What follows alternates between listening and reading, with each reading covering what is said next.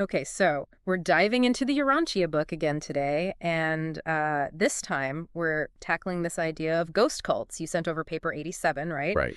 And it really digs into this, primal fear of ghosts that early humans had. It really was all-consuming, wasn't it? It Yeah. wasn't just a passing fear.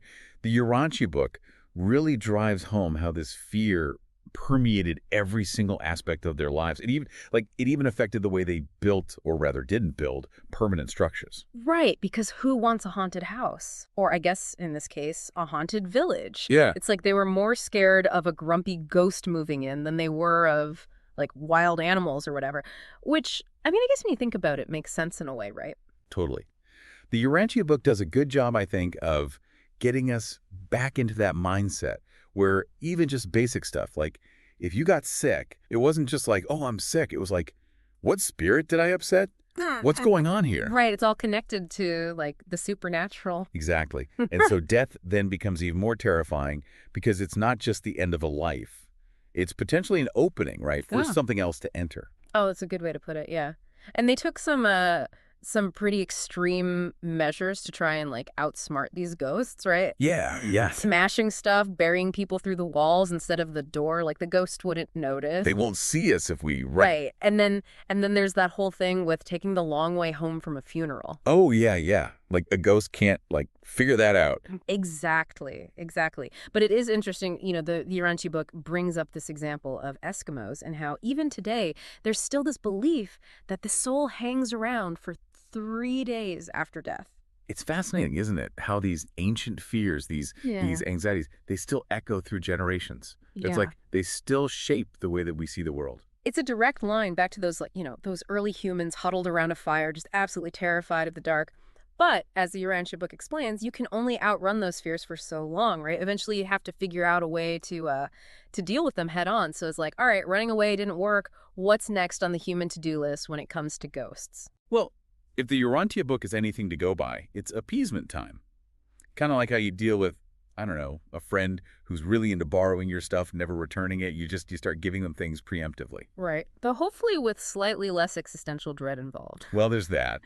But yeah, this is where you start seeing the offerings, the feasts, that whole bit about never, ever saying a ghost's name out loud. Mm-hmm. Imagine how complicated just basic conversation must have been back then. Talk about an awkward first date, right? So you come here often, gestures vaguely at the afterlife. But seriously, this is where the Urantia book makes this connection to ritual, which I think is super interesting. Oh, absolutely.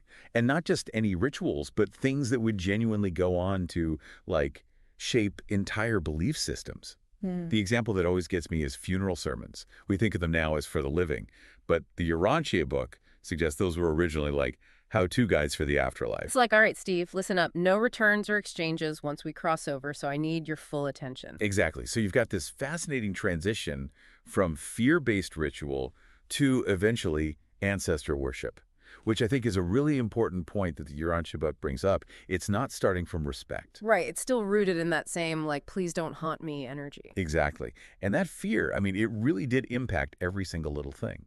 Did you know even yawning was considered risky business? Wait, seriously? Yeah, the whole idea was a spirit could just slip in when your mouth was open.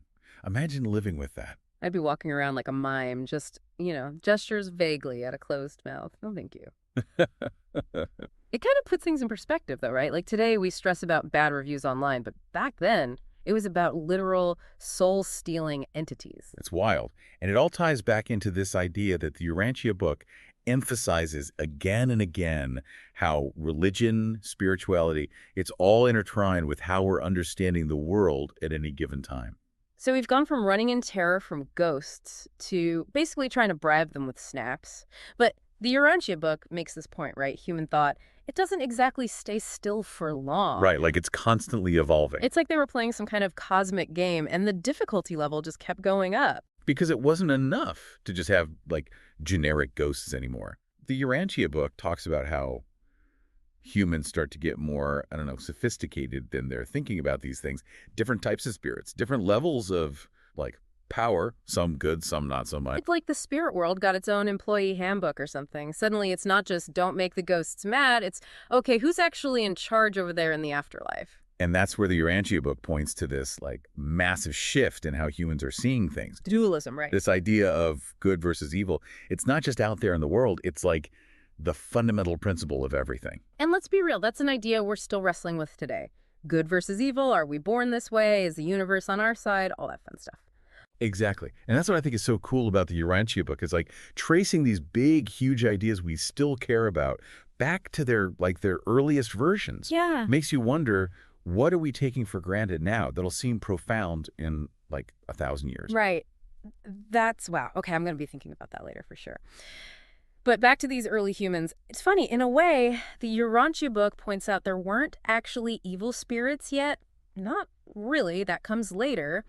So they're creating this whole system, this whole belief around something that doesn't even exist. It's like they were worried about the wrong problem. But it makes sense. Humans, we crave order, right? Explanations, even if we have to make them up. We like to be prepared. Exactly. And the Urantia book shows how that desire, mixed with a good dose of fear, leads to more and more complex ways of trying to not just appease the spirits, but to actually, like, control them. And we're not talking just like lighting a scented candle here, right? The Urantia book even talks about things like, get ready for it, temple prostitution, as a way to influence these spirits. Right. And this is where it's super important to remember what the Urantia book is saying about context. It's not about pleasure or any of that. It's still tied into these ancient beliefs, this idea that you could, like, bargain with the universe. It's a whole different way of looking at things. Though when you think about it, we're not that different today, are we? We might knock on wood or say bless you, but It's like these little rituals, these little ways we try to exert some control over the unknown. Totally. And the Urantia book calls all of this, the beliefs, the rituals, the whole shebang cultism, which, gets a bad rap these days, but it's really just a way of describing how we organize our beliefs. And how those beliefs shape us, right? Which is, I think, a good place to leave it. The Urantia book is asking us to really think about what we believe, those things we do without even thinking, and ask ourselves, are they helping us grow, or are they just holding us back?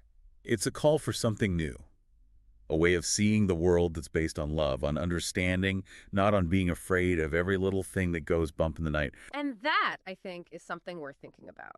So from those terrified early humans trying to outsmart ghosts to the complex relationship we have with spirituality today, it's been quite a journey through the Urantia book. And if it's taught us anything, it's that this exploration, this questioning, it's not just about the past, it's about figuring out what we believe here now.